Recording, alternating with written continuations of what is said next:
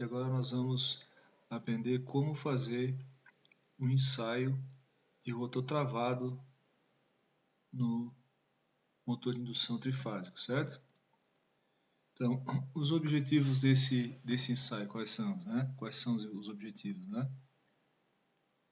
Bom, determinar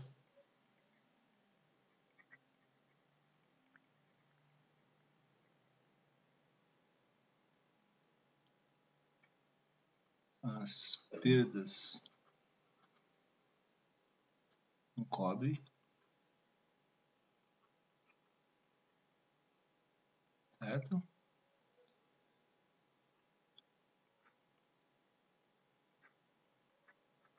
O fator de potência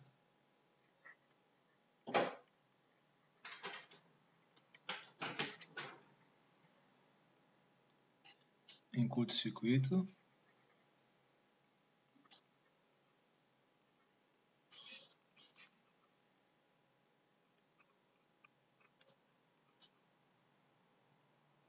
e os parâmetros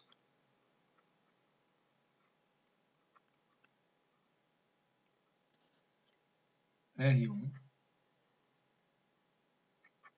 R2 ou R2', X1 e X2 ou X2 duas linhas do circuito equivalente do motor de indução trifásico.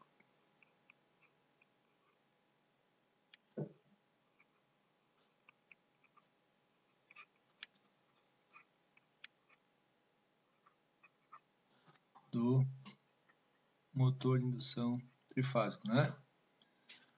No MIT, certo? Então, determinar as perdas no cobre, o fator de potência em curto-circuito e os parâmetros R1, R2', X1 e X2' do motor de indução trifásico, né? Bom, o esquema de ligação, como é que a gente faz esse esquema de ligação, né?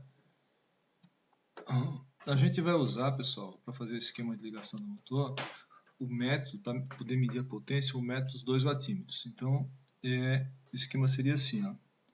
Eu, na primeira fase, né, teria um sistema trifásico. Na primeira fase, eu ligo o watímetro, W1, certo?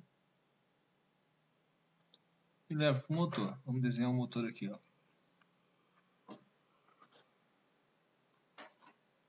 Motor de indução, certo? Aqui, claro, pode estar ligado em Y delta, tem os terminais aqui, né? E levo para uma das fases do motor, certo? Na fase do meio eu posso colocar um amperímetro. Estou ligando o circuito sério primeiro, né? Aqui eu teria a entrada da bobina de corrente do watímetro, né? Aqui a fase do meio, então aqui eu teria a fase A, a minha alimentação. Aqui a fase B. Na fase C, eu coloco um outro watímetro, vou chamar de W2.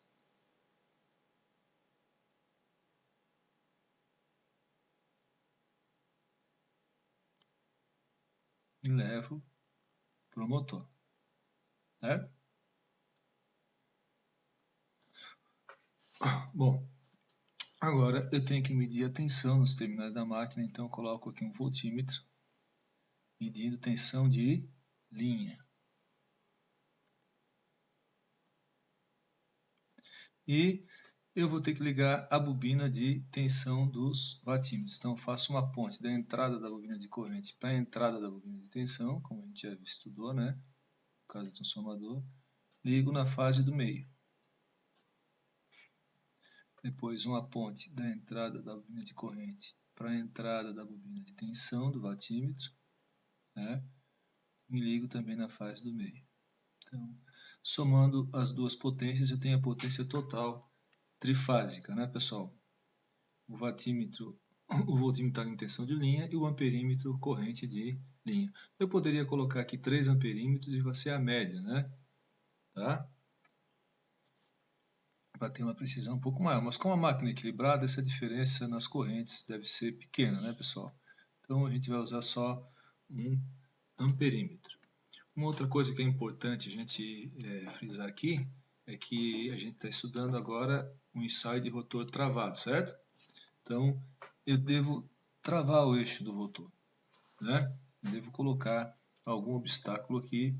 Na verdade, no nosso deve travar o eixo, certo?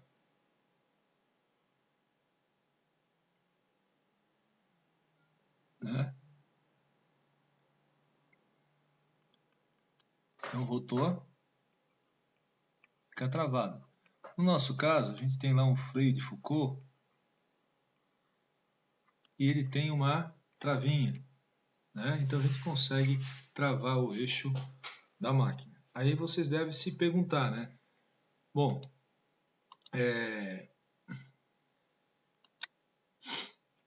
com o rotor travado, é óbvio que eu não posso aplicar aqui a tensão nominal do motor, né?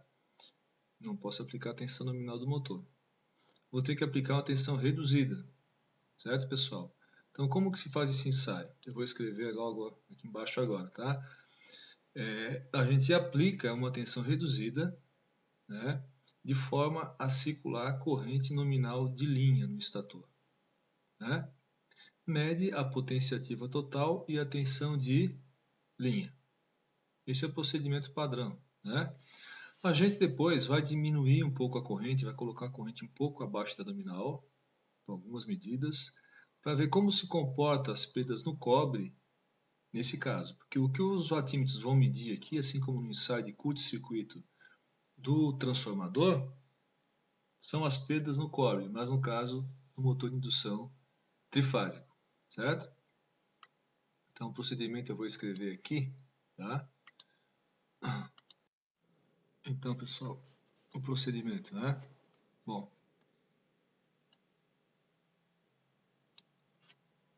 primeira coisa, travar o eixo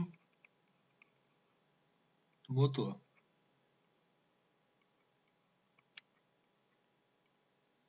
Depois, aplicar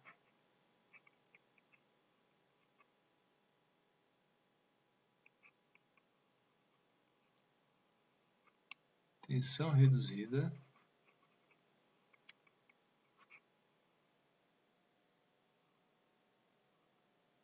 as fases ou enrolamentos, né, do estator.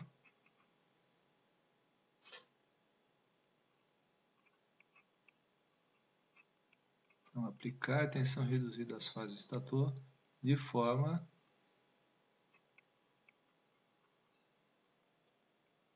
a circular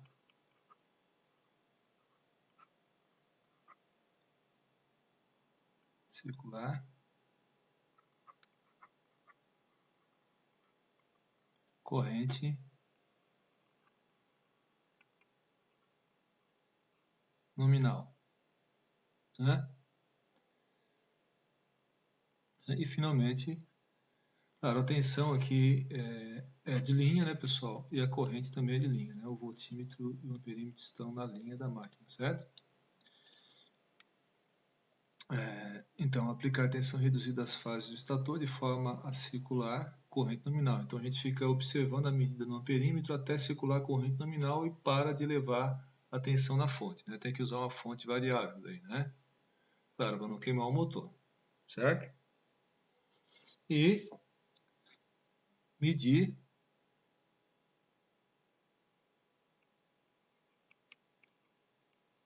a potência ativa total com métodos 2 watímetros, né?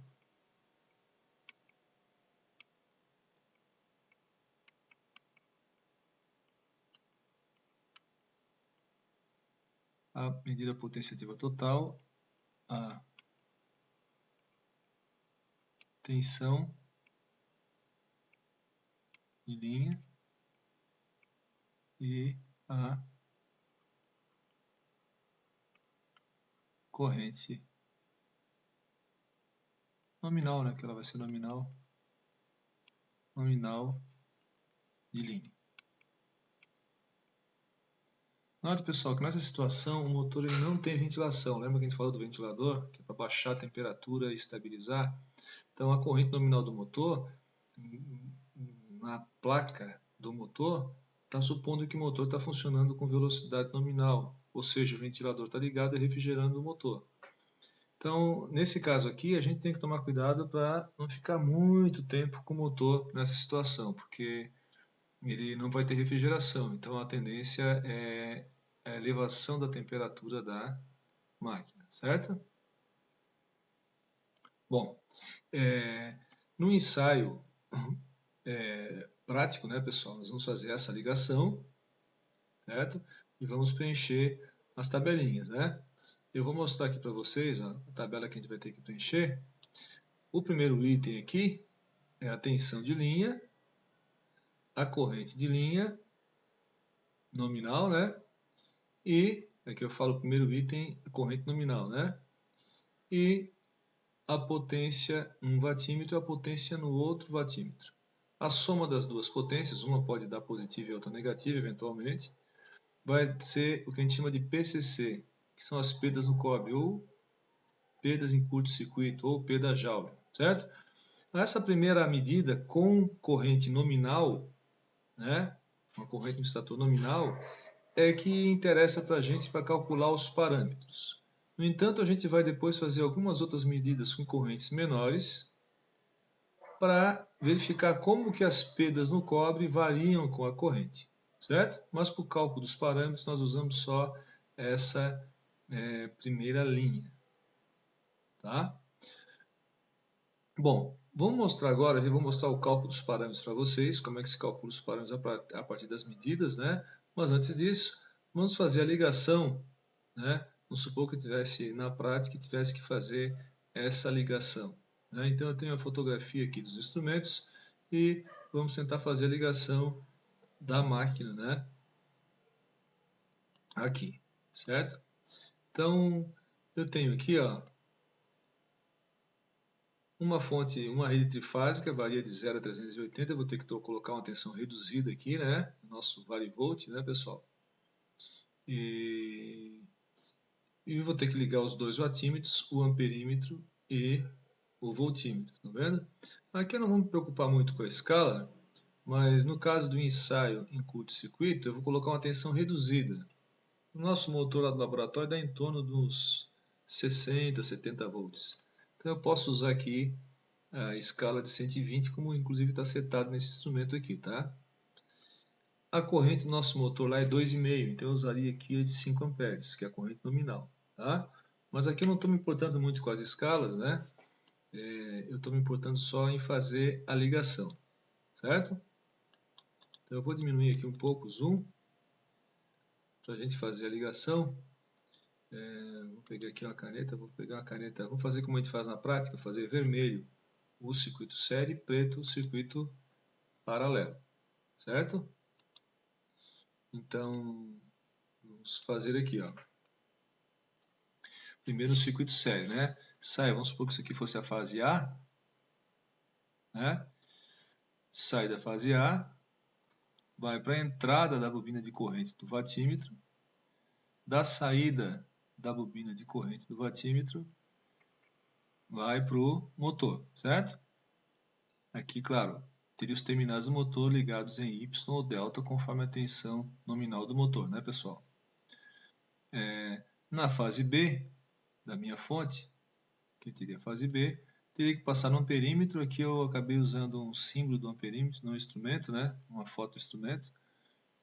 Um amperímetro aqui para 6 amperes, por acaso eu coloquei aqui, mas no caso nosso motor lá, ele é 2,6 amperes, um amperímetro de 3 amperes de corrente alternada serviria, né? Então, aqui vem para a fase do meio do motor, certo? Conforme o nosso esquema de ligação, né? Ó, né? Fase A, liga o watímetro em série, vai para o motor. Fase B, o amperímetro vai para o motor, certo? E agora na fase C, lá em cima,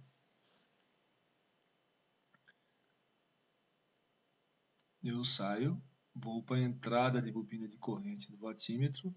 Na saída da bobina de corrente, eu vou levar para o meu motor. Né? Não esqueçam aqui que o eixo rotor está travado, né, pessoal? Certo? Então, aqui, deixa eu fazer aqui certinho, né? Pronto. Passando a bobina de corrente do vatímetro, foi para a fase do motor. Aqui então teria a fase A da alimentação aqui no motor, né? Fase B passou no perímetro, foi para o motor. Aqui eu teria a fase B da alimentação no motor, nos terminais do motor. Fase C aqui, né? Bom, agora a gente vai ter que ligar o circuito paralelo, né, pessoal? Então, eu vou trocar aqui a caneta, vou colocar preta, certo? Vamos dar uma olhadinha no nosso esquema de ligação. O vatímetro 1, ele é ligado, ele mede a corrente A e a tensão VAB. O vatímetro 2, ele mede a corrente C e a tensão VCB, com ponto comum na fase B. Né? E o voltímetro, eu peguei aqui a tensão VAB, poderia ser a VBC ou a VCA, tanto faz aí, né? Então aqui agora, como é que a gente faz? Uma ponte da entrada de bobina de corrente para a entrada da bobina de tensão, que é o ER aqui, ó. Né? E da saída a gente leva para a fase B. Por exemplo, poderia ser aqui nesse ponto aqui, ó, fase B. Então, aqui nos terminais da bobina de tensão do vatímetro eu vou ter a fase A, potencial da fase A, e no outro, em paralelo, o potencial da fase B.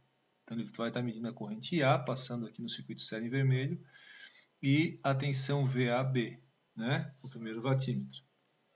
O segundo vatímetro, eu tenho que fazer também a ponte da entrada da bobina de corrente para a entrada da bobina de tensão, usando aquelas ponteirinhas menores, nossa, né?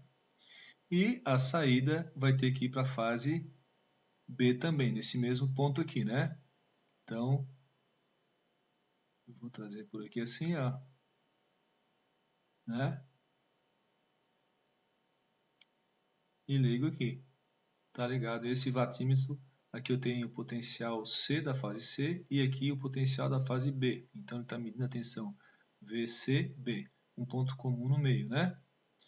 E o voltímetro, a gente colocou ali, se não me engano, entre as fases A e B, né? Então, entre as fases A e B do motor. E está feita a ligação, né, pessoal, com o rotor travado.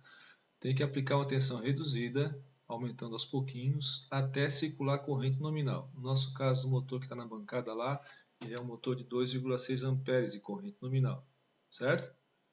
Então, os vatímetros aqui poderiam ser vatímetros de 3 amperes, né? Ou de 5 amperes, como esse aqui, né? E a bobina de tensão do vatímetro poderia ser de uns 100 volts, aqui a gente colocou 120.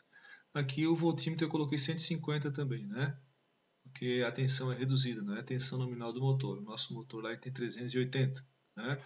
Mas a gente coloca uma tensão reduzida até circular a corrente nominal, certo? Semelhante ao ensaio em curto-circuito do transformador. Beleza, pessoal? Voltando agora para o nosso roteiro, então a gente já fez a ligação, né? O procedimento está aqui. E agora, como que calcula os parâmetros, né, pessoal? Então, o cálculo dos parâmetros é o seguinte, ó.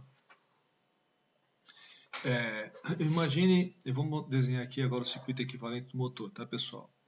Semelhante ao transformador, o motor de indução ele tem um circuito equivalente, a gente já mostrou, né, na outra aula, assim, R1x1, né? E aqui Rx2 duas linhas, R2 linhas sobre S, certo?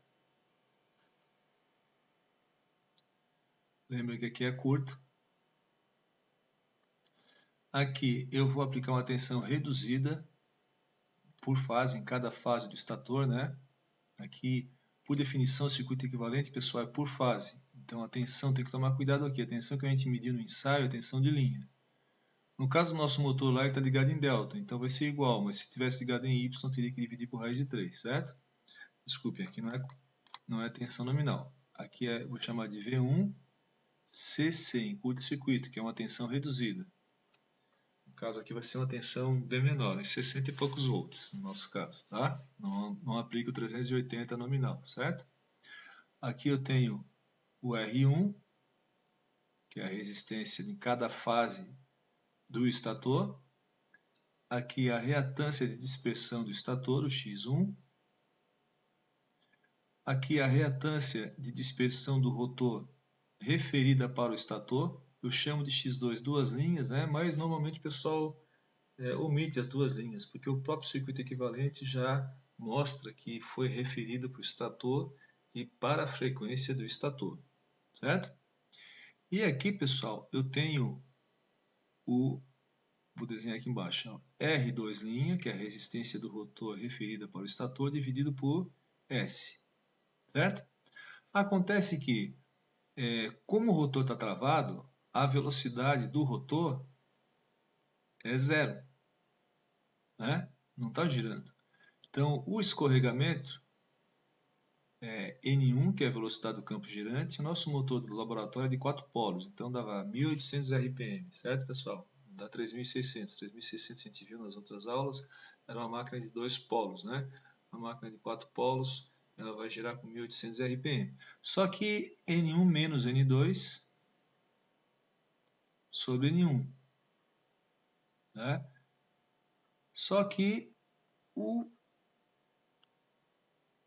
N2 é zero, porque ele está parado, né? Então aqui eu estou calculando o escorregamento não percentual, mas por unidade. O escorregamento vai dar 1. Né? Claro, se eu fosse fazer percentual, 100%. Significa que o rotor está escorregando 100% em cima do campo girante. Claro, ele está parado, o campo girante passa por ele com toda a velocidade. Certo? Bom, como a tensão é reduzida, pessoal, lembra que a gente viu que o campo girante, o fluxo, é proporcional à tensão aplicada? Assim como um transformador, como a tensão é reduzida, o fluxo vai ser pequeno também. Um fluxo muito pequeno vai dar muito poucas perdas por esterese e corrente Foucault. E mesmo a corrente de magnetização, apesar do entreferro, ela vai ser muito baixinha, porque a corrente de magnetização, lembra que eu falei que ela pode ser acima de 50% da corrente nominal por causa do entreferro? Diferente do transformador, onde o entreferro praticamente não existe, é muito pequeno, e a corrente de magnetização é muito baixinha. No caso do motor, a corrente de magnetização é alta, mas com tensão nominal. Nesse caso do nosso motor lá, 380 volts. E aqui, para fazer esse ensaio, a gente vai aplicar 60, 70 volts, uma tensão muito baixinha, né? Então, essa tensão muito baixa vai dar um fluxo muito baixo, certo? Esse fluxo muito baixo vai dar também uma corrente de magnetização muito pequena. Então, a gente despreza aquele ramo que tem aqui, ó, RPXM, como a gente fez no transformador, pelo mesmo motivo, porque a tensão era baixa e o fluxo é baixo, né?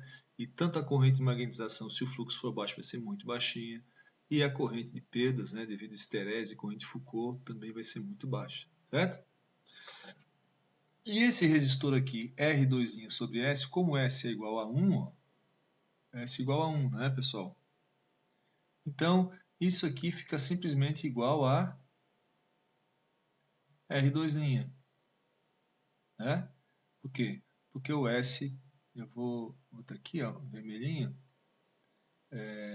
porque o S ele é igual a 1, né?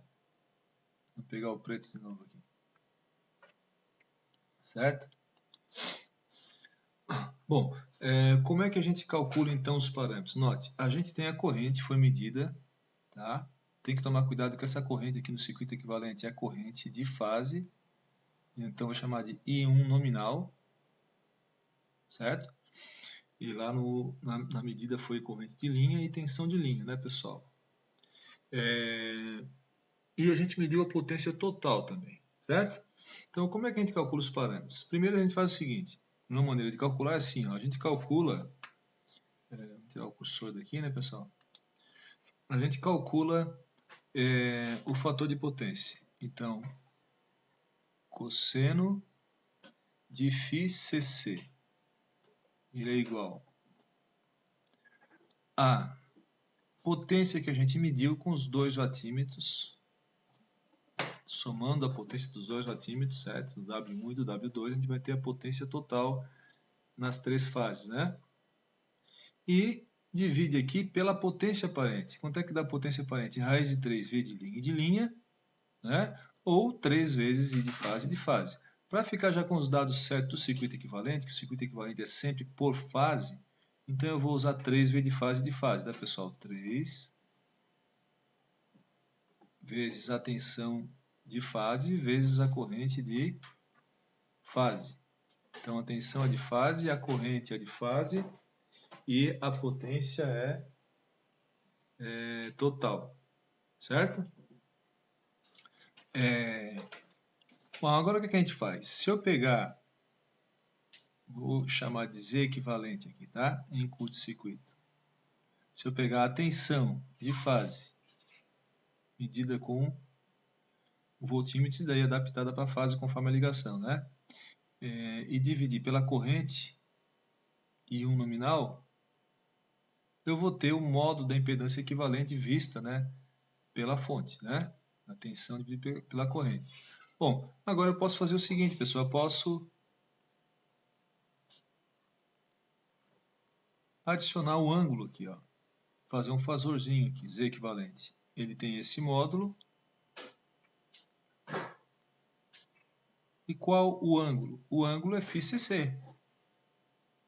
Basta a gente ir lá na calculadora, fazer o inverso do cosseno de φ e colocar aqui. Transforma isso aqui de retangular para polar. A gente fez semelhante para o transformador. Aqui eu tenho R equivalente mais J equivalente, que são as reatâncias de dispersão, né? Claro, referidas ao estator. Bom, o que acontece? Como o motor ele tem o rotor em gaiola, o nosso motor, né? Então fica difícil a gente... o R1 e o R2 linha, eles não ficam com valores iguais. Um transformador, quando referido para o mesmo lado, né?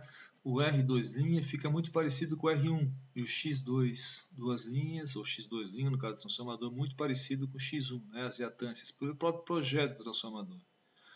Mas se o motor fosse bobinado, isso aconteceria também, mas com o rotor em gaiola não acontece. Tá? Então o que a gente faz, pessoal? A gente não tem como medir a resistência rotórica, né? Ou a resistência do rotor bobinado, equivalente ao rotor em gaiola que está lá fisicamente no motor, né? Então a gente faz o seguinte, a gente mede o R1. O R1 a gente pode medir porque eu tenho acesso às três fases do estator, né? Então eu posso medir o R1, certo, pessoal? Com uma ponte de Wheaton ou com miliohmímetro, né, de precisão, eu posso medir o R1. Então o R1, a resistência de cada fase do estator, eu meço. Medido, certo? Então, aqui como é que eu calculo o R2'? Simplesmente eu faço o R equivalente menos o R1 que eu medi, certo? Bom, e agora o X equivalente, pessoal, reatância equivalente, né? No caso do motor de indução, com rotor em gaiola, devido às barras, né, que são condutores grossos, né, de alumínio, né, onde ocorre um forte efeito pelicular, ocorre uma dispersão, um fluxo disperso maior do que em rolamentos bobinados. Tá? Por exemplo, no enrolamento do estator da máquina, a gente mostrou as cabeças de bobina, né? Onde a gente vai ter um fluxo disperso. Ali, no caso do rotor, nos anéis de curto-circuito, vai ser um fluxo maior ainda, de fluxo disperso. Né? Aqueles anéis que passam por fora do rotor para curto-circuitar as barras. Né? Ou seja, a reatância de dispersão do rotor é maior que a do estator, mesmo quando referida para o mesmo lado, como aqui, certo? Muito maior. Então, principalmente nesse caso, quando é referida para o mesmo lado, né? Então, existe uma relação, tá, por norma, entre as reatâncias conforme o tipo de motor, certo? O nosso motor ali, por acaso, esse motor que a gente está ensaiando, ele é de categoria N, tá? Vai depender da curva de torque do motor. Então, para cada categoria de motor, para cada tipo de carga, tem uma categoria de motor diferente. Para motor com categoria N, existe um fatorzinho alfa, tá? Que para esse caso é 0,67 por norma, certo? O que é esse alfa? Esse alfa diz o seguinte, ó, que o X1 ele é alfa X2, tá? Para esse caso nosso aqui, nosso motor do laboratório, diz que na verdade o X1 é 67% do X2. Ou seja, o X2 é maior que o X1, né? Se o X2 for 100, o X1 vai ser 67. Então, na verdade, é porque a reatância de dispersão do rotor é maior que a do estator, certo? Então, a gente pode escrever assim, ó. Se eu escrever o X equivalente é igual a X1 mais X2, né? Então, eu posso fazer assim, ó. Eu posso escrever o X1 como alfa X2 mais X2, né? Então, o X equivalente é igual a 1 mais alfa, X2, né? Ou seja, X2 é igual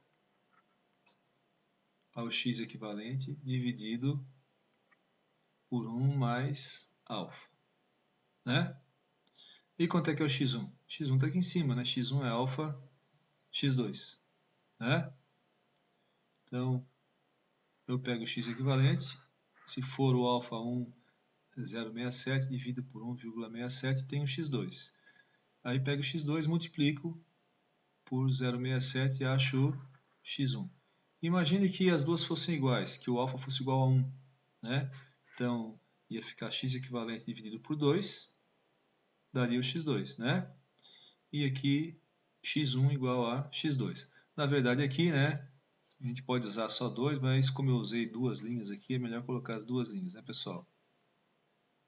Duas linhas, né?